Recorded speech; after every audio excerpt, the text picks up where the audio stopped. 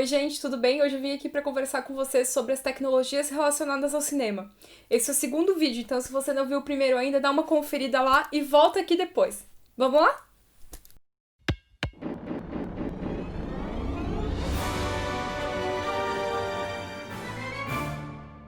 Bom, gente, esse é o segundo vídeo das tecnologias relacionadas ao cinema, mas primeiro eu quero dividir com vocês uma curiosidade para que a gente possa retomar esse assunto. Sabiam que os primeiros seriados foram primeiro exibidos no cinema e depois isso foi acontecer na TV também? O primeiro filme em série se passou na França em 1908 e chama Nick Carter.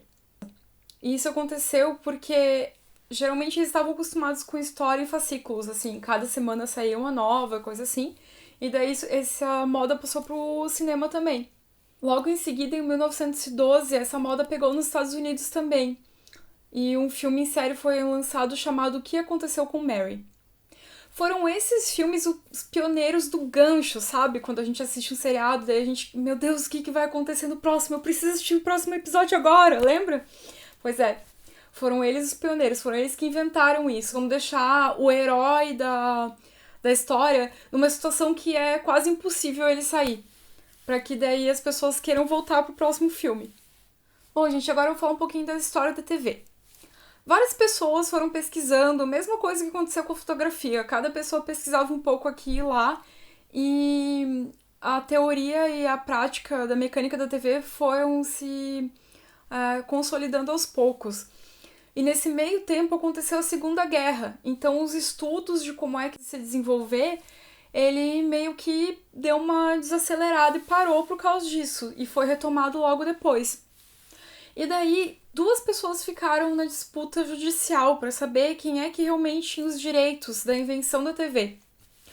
Um deles era o Philo Farnsworth e o outro era o Vladimir Zorkin. É um nome bem difícil de falar. Só que bem na mesma época, tenta lembrar o que já existia dentro da casa das pessoas. Isso mesmo, o rádio. As pessoas já tinham rádio dentro da casa delas, elas já ouviam a notícia no rádio, já ouviam comerciais, já ouviam, às vezes, até radionovela. Então, o que aconteceu nessa mesma época? É óbvio que as empresas de rádio já ficaram mais ou menos de olho, né, na TV, porque ela não deixava de ser, assim, um rádio com a tela. Por causa disso, vários profissionais migraram do rádio para a TV. E outros profissionais novos também entraram nesse ramo. O horário que tem mais audiência, das 8 horas da noite, que a gente conhece como um horário nobre, ele acabou caindo na mão desse mesmo pessoal. Mesmo assim, depois, com todo mundo tentando, de repente, produzir filmes para TV, esses filmes quase nunca tiveram um horário nobre para eles, né, na TV aberta. Então, quando os filmes eram feitos para TV, eles sempre conseguiam um outro horário assim, que não era tão importante. Por isso, os impostos e as taxas que eles tinham que pagar eram sempre mais baixos, e também o custo de produção, porque a receita que vinha dos comerciais também não era muito alta. Por causa disso, os filmes que são produzidos para TV, eles sempre foram considerados um pouco B. Como se fosse quase igual à produção de um seriado, mas com uma duração um pouco mais longa. Fora isso, que bem no começo da TV, não tinha a fita de vídeo. Então, o que acontecia? Todos os programas gravavam em 16 ou em 35mm, com a frequência do monitor sincronizada. E daí isso passava ao vivo. Então, mesmo depois do advento da fita de vídeo, em 1956, mesmo que os filmes tivessem ido para a TV, eles sempre eram encomendados em 16 ou em 35mm durante muito tempo ainda. E essa era a única parte que eles gastavam bastante dinheiro na produção dos filmes para a TV. Porque o resto era tudo com a produção reduzida, ou seja, menos gente trabalhando atrás das câmeras, com menos atores, menos figurantes, um período de tempo mais curto. O número de câmeras também, porque, por exemplo, em programas de TV geralmente é usado, assim, umas 3 câmeras no mínimo. E com as gravações dos filmes, geralmente, nessa época, eles usavam, assim, uma câmera também. Então, todo o custo era bem reduzido. Na realidade, o termo filme para TV, ele foi inventado lá pelos anos 60.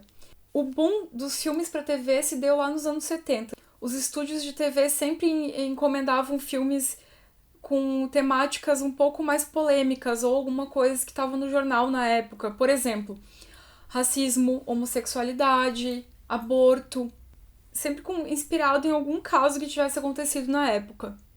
E vocês sabiam que tem muito seriado que foi feito com pilotos de 2 horas de duração? Os estúdios de TV sempre faziam essa encomenda para que os seriados pudessem ser utilizados assim para cobrir custos de produção, porque mesmo que eles decidissem não tocar para frente essa ideia do seriado, ele ia ao ar, mesmo assim, em formato de filme. Bom, como eu falei, em 1956 a fita de vídeo foi inventada, só que o custo dela era tão alto que acabava ficando só nas mãos dos profissionais, os VTRs mais conhecidos. Na realidade, só em 1970 que o custo conseguiu baixar bastante para que as pessoas conseguissem comprar e utilizar em casa. Bem na época, tinham 2 tecnologias que estavam sendo desenvolvidas lado a lado: a Betamax e o VHS. A Betamax acabou perdendo essa disputa, porque afinal ela só comportava 1 hora de duração. E o VHS comportava até 2 horas. Uma outra coisa que também foi acompanhando essa tecnologia é que os filmes adultos estavam sendo mais vendidos em VHS. E aí os outros gêneros cinematográficos acabaram seguindo também esse mesmo padrão. Por causa disso que acabou dando certo o VHS ao invés do Betamax. Só que o que acabou acontecendo? Os canais de TV viam o VHS meio que como vilão, sabe? Porque afinal ia tomar toda a audiência deles. Daí, por causa disso, mesmo assim o público olhava e dizia: não, pra mim é melhor porque eu tenho maior controle sobre o hobby que eu tenho. Mas em 1996, uma nova tecnologia é lançada. O DVD contava com um espaço de armazenamento muito maior, assim como uma resistência muito maior ao tempo e às impressões digitais. Fora isso, a gente podia pular de faixa em faixa, assim como o CD. Diferente do VHS, que a gente tinha que ficar rebobinando ou passando para frente ou para trás, e isso demorava muito tempo. Então, em 1997, ele foi lançado no Japão, em 98 nos Estados Unidos, em 99 na Europa, em 2000 na Austrália e entre 2002 e 2003 no Brasil. Apesar disso tudo, uma das desvantagens é que ele utiliza sistemas completamente diferentes em cada lugar do mundo. Logo depois disso, o Blu-ray foi desenvolvido especialmente para o lançamento do PlayStation 3, atendendo ao mercado dos games. No mesmo formato de um CD ou de um DVD, ele tinha capacidade entre 25 e 50 GB. Hoje existem Blu-ray de até 200 GB. Mas por causa do streaming, ele deixou de ser a mídia mais lucrativa nos Estados Unidos em 2016 e no Reino Unido em 2017. Bom, gente, e os streamings? Bom, a pioneira no assunto é Netflix, né? Que desde 99 já tinha uma locadora de DVDs por correio e também já cobrava mensalidade de aluguel de DVDs ilimitado. Ela acabou fazendo uma proposta para a Blockbuster, uma das maiores redes de locadora, para a venda dela de 50 milhões de dólares. Na época, a Blockbuster riu da cara da Netflix e disse que essa proposta era muito cara e recusou. Mas logo depois a Netflix conseguiu fazer a transmissão online dos seus vídeos num streaming que acontecia na época só nos Estados Unidos. E bem na época, a Blockbuster começou a falir.